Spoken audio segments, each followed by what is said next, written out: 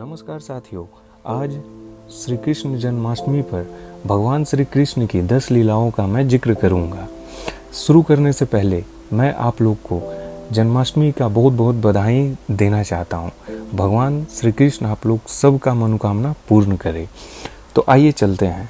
पहला देखिए, भगवान राम और श्री कृष्ण दोनों ही भगवान विष्णु के अवतार माने जाते हैं, लेकिन भगवान राम ने कभी इस बात को नहीं जताया कि उनमें ईश्वरीय शक्ति है। राम ने सामान्य मनुष्य की भांति पत्नी के विरह में आंसू बहाए, पत्नी के वियोग में भूमि पर सोए, दूत भेजकर शत्रु की ताकत का अंदाजा किया। लेकिन श्री कृष्ण ने समय समय अद्भुत लीला दिखाकर लोगों को विश्वास दिलाया कि वह 16 कलाओं से संपन्न मानव नहीं, महामानव विष्णु के अवतार हैं। तो आइए भगवान श्री कृष्ण की 10 प्रमुख लीलाओं जिनके बारे में हम लोग आज चर्चा करते हैं। पहला, भगवान श्री कृष्ण ने कंस के कारावास में जन्म लिया और इनका जन्म होते ही कारावास के दरवाजे खुल गए और प्रहरी गहरी नींद में सो गए। साथ ही आकाशवाणी भी हुई कि बच्चे को नंदगांव में नंद राय जी के घर पहुंचा दो और नंद राय की नवजात कन्या को लेकर आ जाओ। यह श्री कृष्ण के महामानव होने का पहला संकेत था। दूसरा, कंस को जब श्री कृष्ण जन्म की सूचना मिली तो पुतना नाम की राक्षसी को कृष्ण को मारने के लिए भेजा। पुतना ने कृष्ण को चुरा लिया और अपने वक्ष पर जहर लगाकर उन्हें अपना दूध पिलाने लगी। श्री कृष्ण ने पुतना के वक्ष स्थल से उनके प्राण ही खींच लिए और विशाल काय राक्षसी खुद मृत्यु को प्राप्त हो गई। जिन्होंने श्री कृष्ण की इस लीला को देखा है वह हैरान था, क्योंकि पुतना ने नंदगांव के सभी नवजात बच्चों को मार डाला था, लेकिन उन्हें कृष्ण ने पुतना को ही यमपुरी पहुंचा दिया। उसी समय से लोगों ने कहना शुरू कर दिया, कृष्ण सामान्य मनुष्य नहीं, कोई महामानव है। तीसरा, कालिया नाग को कंस ने यमुना में भेज दिया। इसके जहर से यमुना का जल काला पड़ गया। इस जल को पीने से पशु पक्षी और लोग मरने लगे। नंदगांव के लोग सोचने लगे कि अब गांव छोड़कर कहीं और बसना पड़ेगा, लेकिन श्री कृष्ण को ऐसा होना मंजूर नहीं था। एक दिन खेल खेल में श्री कृष्ण यमुना नदी में कूद पड़े और पहुंच गए कालिया नाग के सामने। कालिया का वध कृष्ण करने ही वाले थे कि नाग कन्या प्राण की रक्षा की प्रार्थना करने लगी। श्री कृष्ण ने कालिया को नंदगांव से दूर जाने के लिए कहकर माफ कर दिया। कालिया ने श्री कृष्ण के सामने सिर झुका दिया और श्री कृष्ण ने कालिया के फन पर खड़े होकर नटराज के रूप में नृत्य करना शुरू कर दिया। नंदगांव के लोगों ने जब इस दृश्य को देखा तो हैरान रह गए और उन्हें विश्वास होने लगा कि श्री कृष्ण महामानव हैं।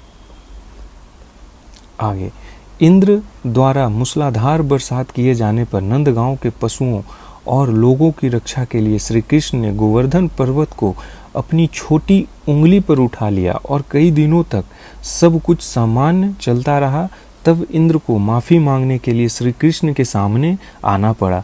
जब लोगों ने श्री कृष्ण की यह लीला देखी तो उन्हें पूरा यकीन हो गया कि श्री कृष्ण मनुष्य के रूप में भगवान हैं और श्री कृष्ण के कहने पर गोवर्धन पर्वत की पूजा शुरू कर दी और तभी से हर साल गोवर्धन पर्वत की पूजा की परंपरा चली आ रही है।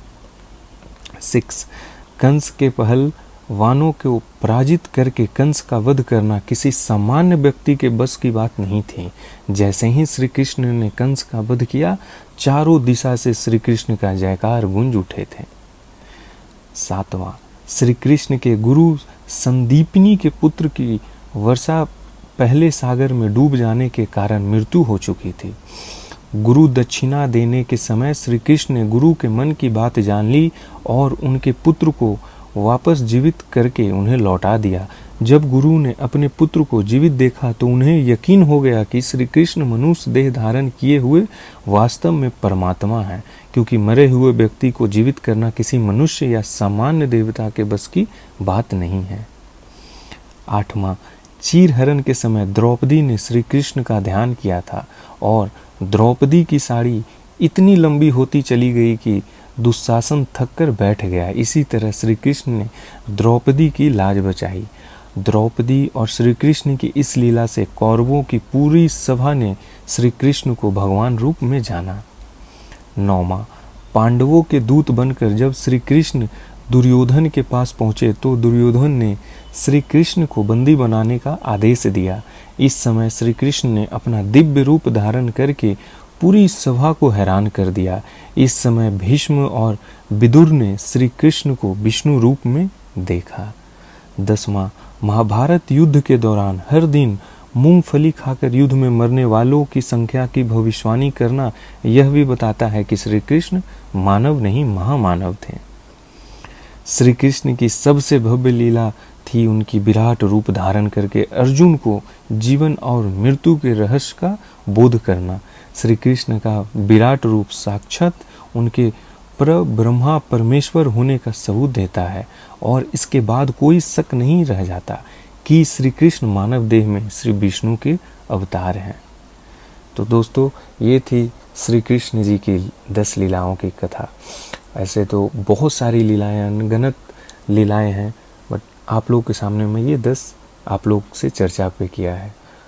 तो जाते जाते आप लोग को हैप्पी कृष्ण जन्माष्टमी।